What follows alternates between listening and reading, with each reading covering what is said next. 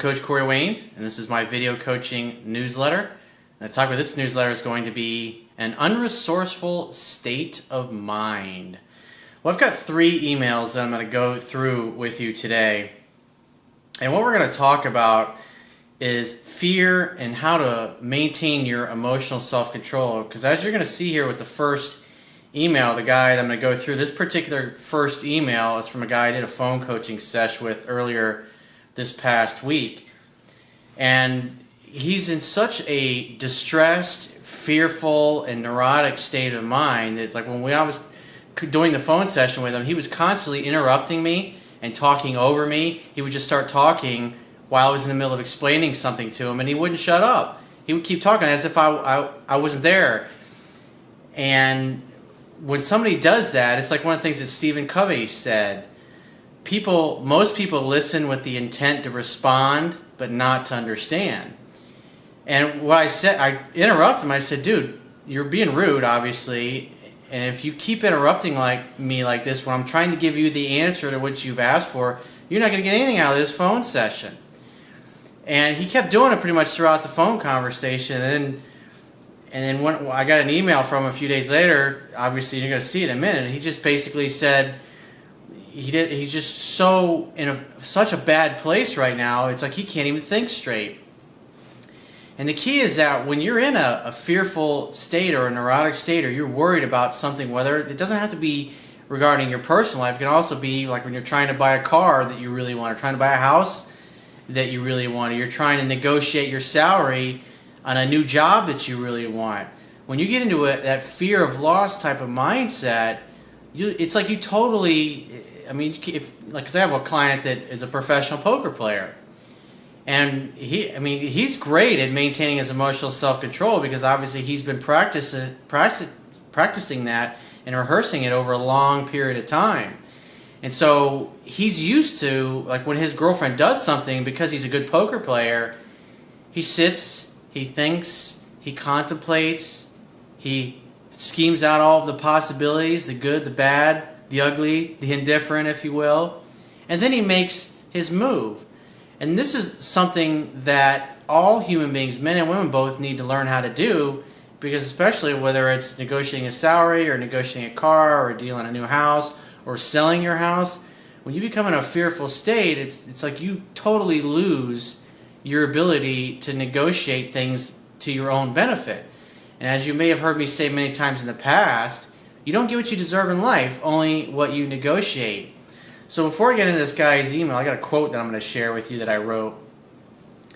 It says, when people start to fear an undesired outcome, it often will cloud their judgment and cause them to lose their emotional self-control. This can lead to anger and suffering. When someone gets angry, they are simply becoming overwhelmed in a fearful state. You must learn to resist any irrational desires to take action as a reaction to things that happen in your life that are disconcerting or unpleasant, and instead learn to take time to carefully analyze all possibilities and respond when you are in a peaceful state. Actions taken in a peaceful state tend to bring about outcomes that contribute to your remaining in a peaceful state. Actions taken in a fearful state tend to bring about outcomes that manifest more unbalance, fear, panic, and inefficiency. So let's get into this guy's email. I actually have a follow-up phone session with him next week, and he says, I'm going to listen this time because he's just been such a mess this whole past week because he didn't pay attention to things I've told him. Because what I do in phone sessions, I'll give people scenarios. I'll say, because I try to prepare them for all possibilities of what the other person may or may not do. And I'll say, write this down, take this down, and if they don't take notes or they don't pay attention or they're focused on their fear or responding to what I just said, it's like things go in one ear and out the other. It's like I'll explain something, like this particular guy, I explained some things to him of what to do, and he's trying to talk over me the whole time, and then he gives me this scenario. And I'm like, I just explained to you exactly what to do. She says that, and it's like because he's not listening, because he's so worried about stuck in the future or fear of the future, it just made it almost impossible for him to get anything out of that particular phone session. So if you ever book a phone session with me in the future, don't talk over me. Listen to when I'm trying to explain something to you, because that's the only way you're going to learn something. So he says, hey, Corey, as this is the only surefire way to get a definite response and not being able to speak with you until next week, I have very few options but to keep buying solutions from you until I get it right. And this is obviously a paid email response, but I'm nice enough to include it in today's video because it really illustrates a point. Because I used to be in this. I know what this state is like. And it's like you can't think straight. You can't focus on your work. You can't focus on going to the gym. You can't focus on eating. You can't focus on sleeping. And it makes it very hard for you to enjoy your life when you're in the state that this guy is in. So I feel for him. I was there one time. This is where I spent a lot of my 20s. And it was very fucking unpleasant. And it's also not healthy.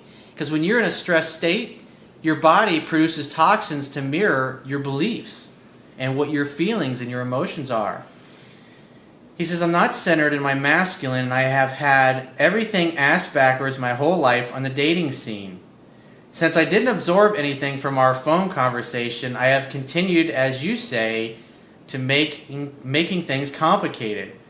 When my ex said she was hanging out with another guy and didn't want to keep it from me, I decided to take a position of saying that I won't accept her terms, and if she changes her mind and things don't work out with the guy, to call me. I told him exactly what to say and how to respond in these kinds of situations because he basically got dumped by his girlfriend. She's dating, or she's seeing a new guy, and in that particular state, it's like you got dumped. You don't have any control over her. She's exploring new possibilities because she wasn't happy with you. And the key is to help her maintain her sense of freedom to kind of come and go as she pleases. Because most guys, at least 97% of the guys, don't understand the things that I teach. And therefore, they're not able to handle things properly or to take the appropriate action.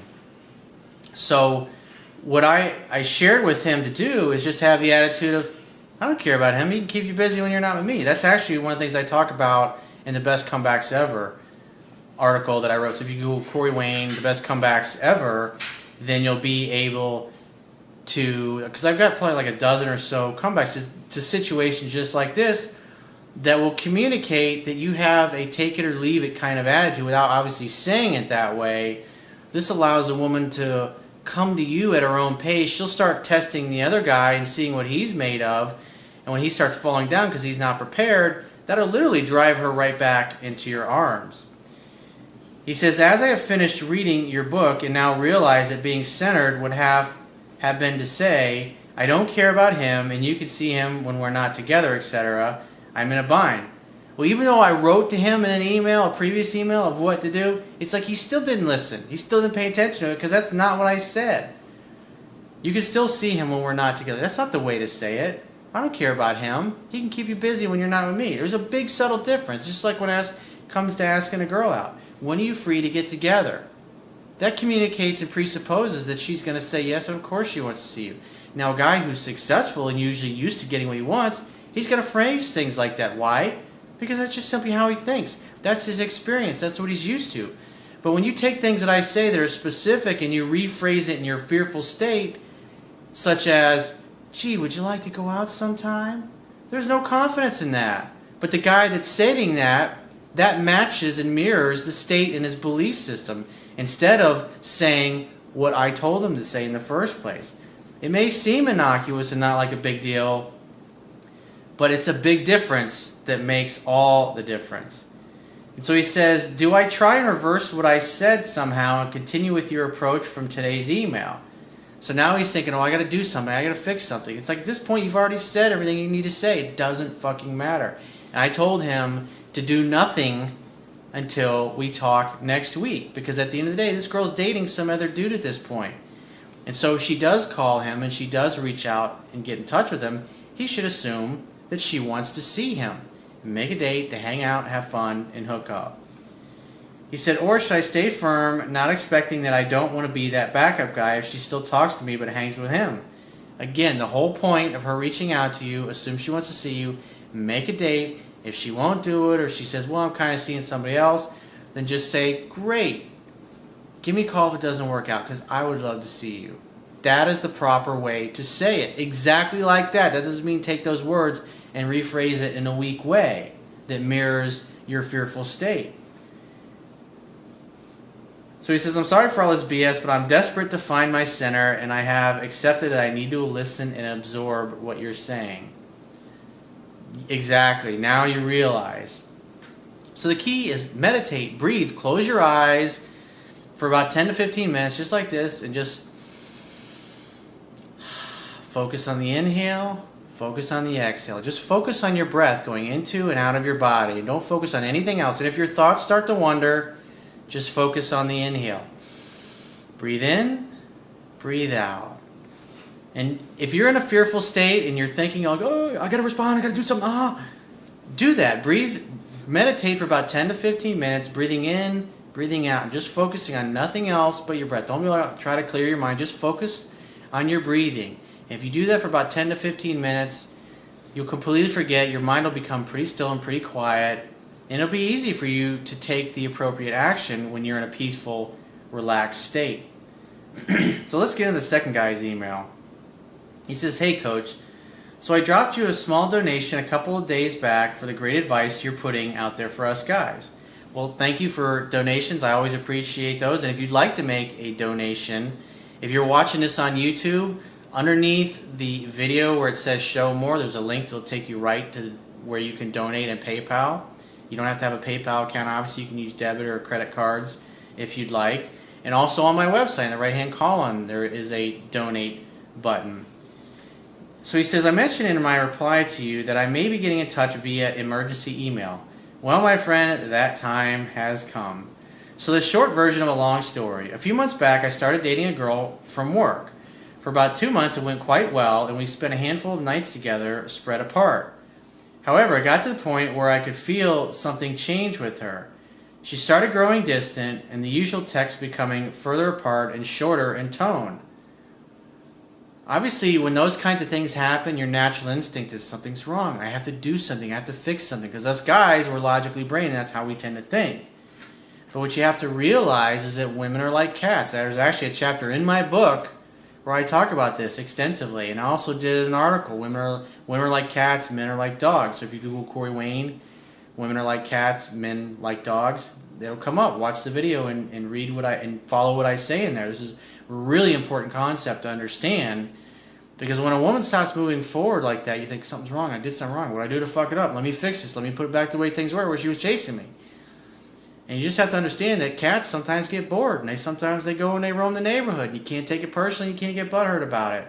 And you just have to have the attitude of course she'll come back. When she's ready, when she misses me, she'll come back.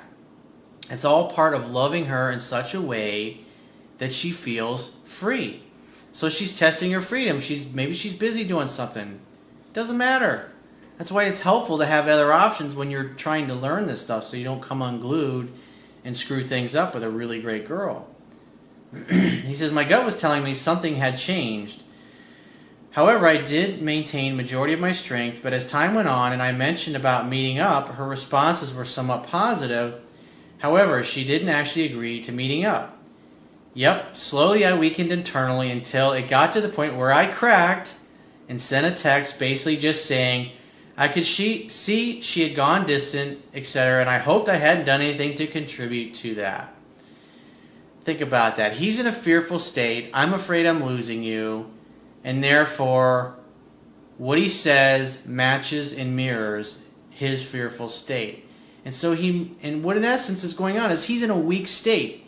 He's not centered. And now he's communicating that weak state. Instead of having the attitude of, maybe she's busy. Maybe she's got shit going on. When she wants to talk to me, she'll get in touch. And having that kind of an attitude. He says, Coach, you and I both know I certainly had done or said something to lower her interest.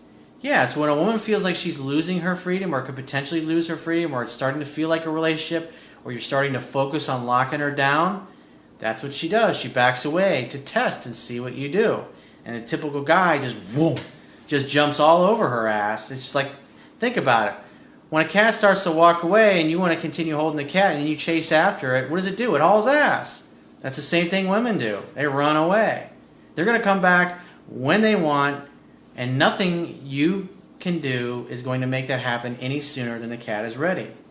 He says, anyhow, she didn't reply to that text, so the next evening I texted and I said something along the lines of, so it's like the cat's run away, and it's like now you're like throwing shit at us. It's like halfway down the street. It's like, it's gone. Let it go. It'll come back when it wants. It'll come back when it gets hungry. It'll come back when it realizes, maybe I shouldn't have run away. So he says a text along the lines of, I assume you don't want to meet up like that anymore. That's cool. So now he's presupposing that he's no good for her, and he's a steaming pile of dog dung, and there's something wrong with him, and therefore she shouldn't want to see him anymore. All because it's matching and mirroring the fearful state that he's in. The last thing I'd want is for anything to be awkward between us at work, etc. You just made it awkward, dude, by saying that.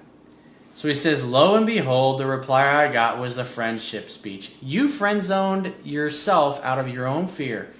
If you'd have just hung back and let her come back to you, maybe a week would have gone by and she just said, hey, I'm sorry.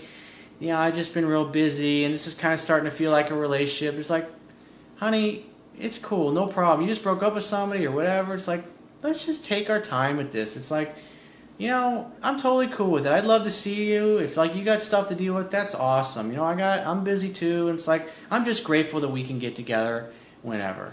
And she'll go, I love you. You're awesome. You're amazing. That's the kind of response she'll get. But what happens is she could tell that you're all focused on a relationship and you're worried about losing her. And so therefore she does exactly what you fear, which is, hey, how would you like to be my gay male girlfriend and my therapist? Because I really like talking to you. I didn't respond to the text, and over the next week at work, it was a simple smile here and there. Hi, bye, etc. Exactly a week after that friend zone text, I got her message from her. Remember, the cat's going to come back when it fucking feels like. So here it is, a week later, you finally regained some emotional center, and you allowed her just to go because you're like, oh, well, I guess she's gone. And then she looks around and she's like, where'd he go? He's not chasing after me. What happened? I kind of miss that dude. She basically was making me aware of her departure from the IT project that I was working on. It was a multi-vendor project, and her company got cut loose from the project. And she says, I just wanted to warn you that I may want a cuddle before I depart Wales for good. She lives in London. Anyhow, I responded nicely that remember what I said, if a woman contacts you, you must assume that she wants to see you. Make a date to hang out, have fun, and hook up. Remember, women will put themselves into your orbit, but it is your job, it's your responsibility as the man, as the masculine one, to make a date. So he says, anyhow, I responded nicely like I normally do, saying, yes, it's a shame her company was leaving the project, etc. I teased with my replies, a little saying, yeah, sure, I'm sure we'll see each other plenty of times at work before you leave, before you have that hug. Come on, man. Now you're like going into Mr. Nice Guy approach because you're still presupposing, oh, she doesn't want me. She's reaching out and now she's talking about being physical with you. So when she says, I may want to cuddle before I depart, that sounds wonderful. I would love to see you. When are you free to get together? That is the proper response. But because you're in a fearful state, you are suffering from what is called a scotoma. Scotomy, that's the right word. You can Google that. And what that is you can't see what's right there because your belief is so strong that she doesn't want you, that you just presuppose, yeah, she just wants a friendship hug because she friend-zoned me. But remember, if you had read my book and you really knew the material there, you would assume that when a woman reaches out, it means she wants to see you.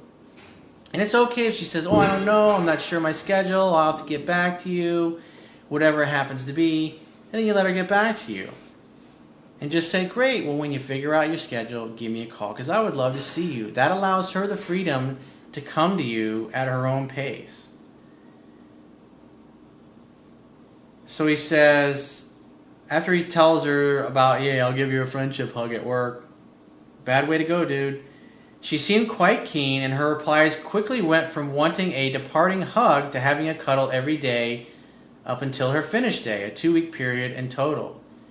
Again, make a date that can lead to sex. Create a fun-filled romantic opportunity for sex to happen.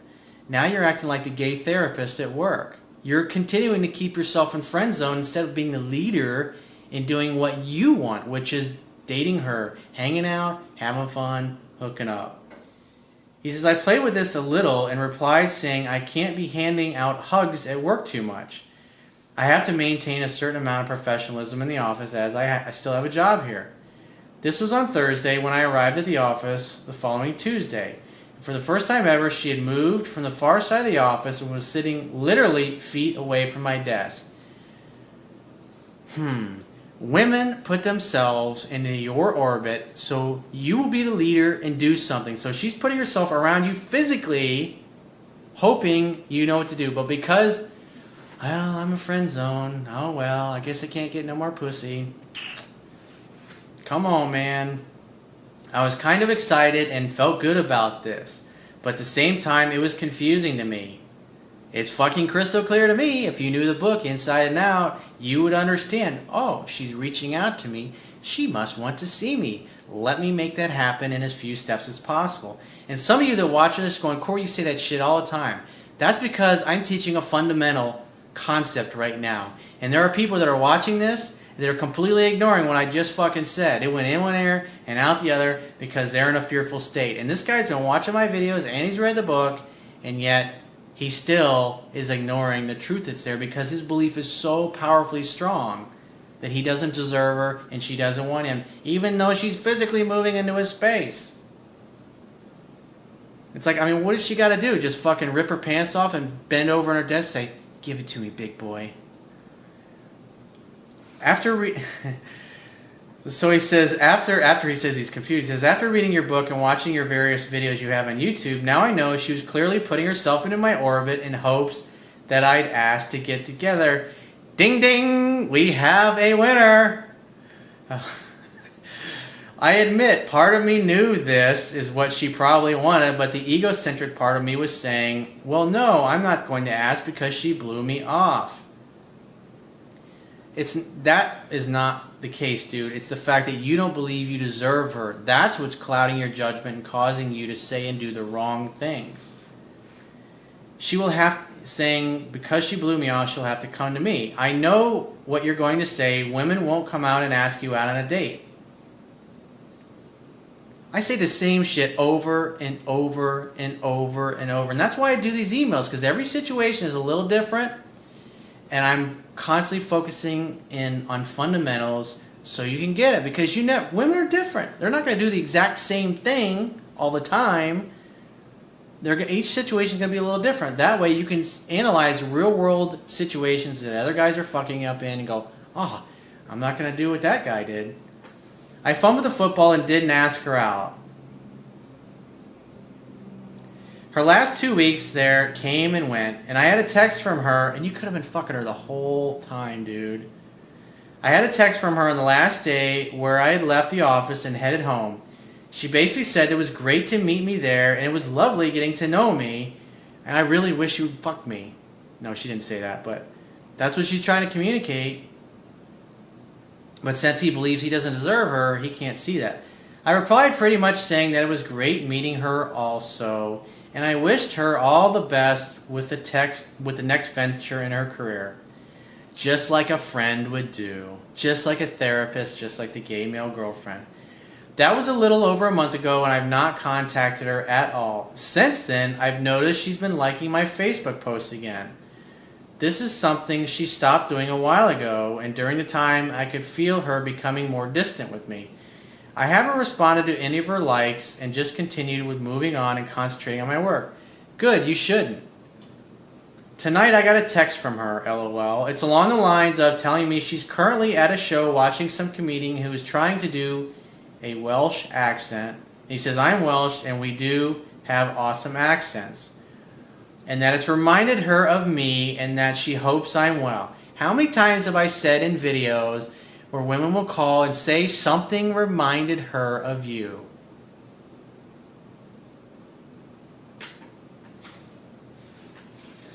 Over the past few weeks, so what does that mean? You should assume she wants to see you and make a date. Over the past few weeks, I've been kind of expecting this. Now that it's happened, I just want to maintain my composure and ensure that I respond the proper way a man should. I can think of no better person than Coach Corey to put me on the right track here. What do you think? Fundamentals, fundamentals, fundamentals.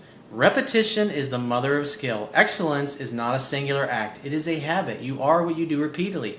That's why you hear me repeating the same shit over and over and over and over. And I sound like a fucking broken record sometimes.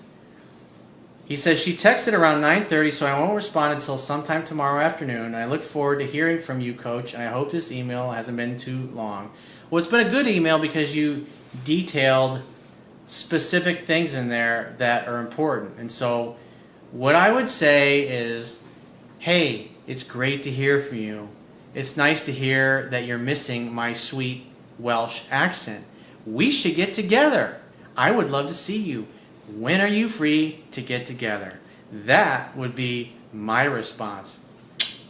So let's get into the third and final email. This guy says, hey man, I dated a woman for 4 months. She was married for 12 years and divorced with a guy for a year after the divorce. She is the mother of 2 girls under 10 and has split custody with their father. We started out as friends with benefits because it was only 2 weeks out of the year-long relationship.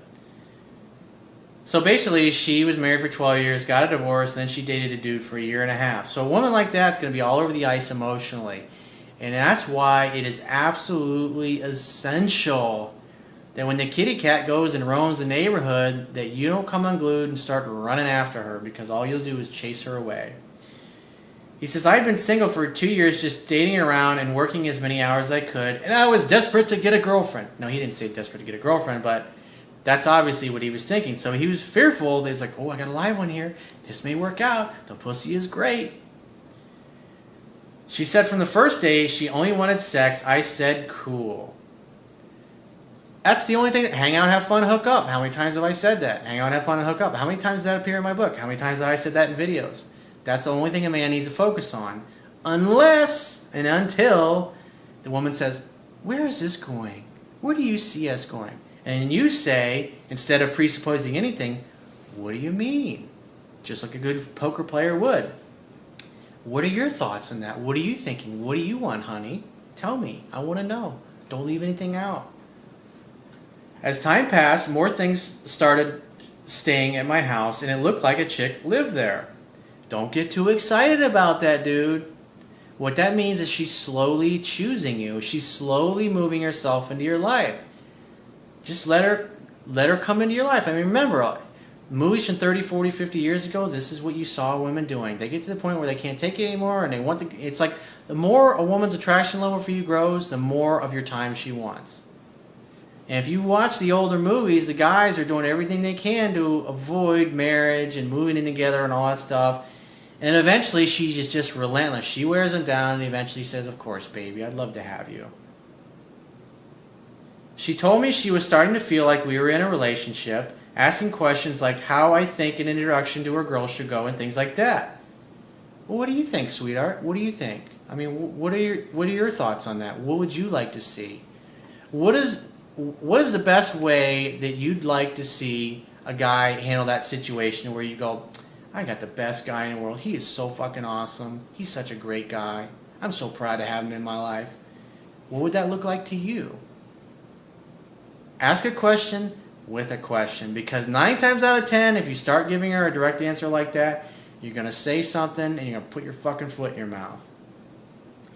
She told me the reason that she broke up with the guy before me was she needed to establish a life that worked for her and the girls and needed a little time to figure that out. Translation, he came on too strong, too fast. It started feeling like a relationship after my 12-year marriage, and I just wasn't ready for that shit. And so I hauled ass. I packed my little kitty cat bags, and I was amscray. He went crazy and blew any chance of getting back with her. must be psychic like that. Now, a month ago, she told me the same thing. She was saying I jumped into a relationship again without figuring out how to be a single parent. Asked if we could be friends, and I said, explain friends. She wouldn't. I asked her if sex was out of the question, and she wouldn't answer that. I left it alone and just had fun with her, and we did continue sleeping together. Very smart. Hang out, have fun, hook up. You're never going to say that to a woman, but that's what you're going to focus on because that's what she said she wanted. And if she wants anything more, she will let you know. And until then, play ball. Batter up, big boy. All of a sudden, a week went by and I didn't hear from her, and I messed up and shot her a text and got the friend talk again. So the kitty cat ran away, and you got in your car and started frantically driving around the neighborhood. There it is! Get the little bastard! And you ran right after her, and she hauled ass on you. Let's just be friends. I told her I couldn't do that, and I wanted more. She said she needs time for her and the girls, and they bought a new house, and their father is getting remarried with a baby on the way, and she says it's important for her girls to just establish a home. Should I do anything different other than that? And I would say no. You just say, I think that's wonderful that you got a new home, honey. I'm just happy that whenever we get together, I love spending time with you. I love making love to you. I love your body. I mean, you're sexy as hell. You're a lot of fun. I think your girls are awesome. And it's great. I'm in no rush. Take your time. You take all the time you want. When are you free to get together, sweetheart? I'd love to see you. I miss you. Make a date to hang out, have fun, hook up, and don't complicate things. It's actually pretty simple. So if you'd like to get my help personally, the quickest way is to book a paid phone coaching session. You can do that by going to my website, click the products tab at the top of your screen, and follow the instructions for booking a paid phone coaching or Skype coaching session with yours truly. And I also do email coaching. If you'd like to do that, you can also click the products tab on any page in the website to figure out how to book email coaching. And I will talk to you soon.